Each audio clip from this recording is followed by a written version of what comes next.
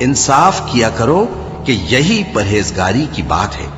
اور اللہ سے ڈرتے رہو، کچھ شک نہیں کہ اللہ تمہارے سب اعمال سے خبردار ہے۔ جو لوگ ایمان لائے اور نیک کام کرتے رہے، ان سے اللہ نے وعدہ فرمایا ہے کہ ان کے لیے بخشش اور اجر عظیم ہے، اور جنہوں نے کفر کیا اور ہماری آیتوں کو جھٹلایا وہ جہنمی ہیں۔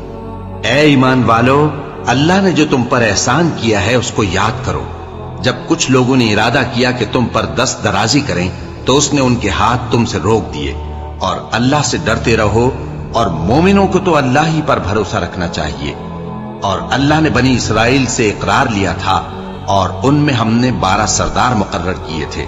اور اللہ نے فرمایا کہ میں تمہارے ساتھ ہوں، اگر تم نماز پڑھتے اور زکوٰۃ دیتے رہو گے اور میرے پیغمبروں پر ایمان رکھو گے اور ان کی مدد کرتے رہو گے اور اللہ کو قرض حسن دو گے،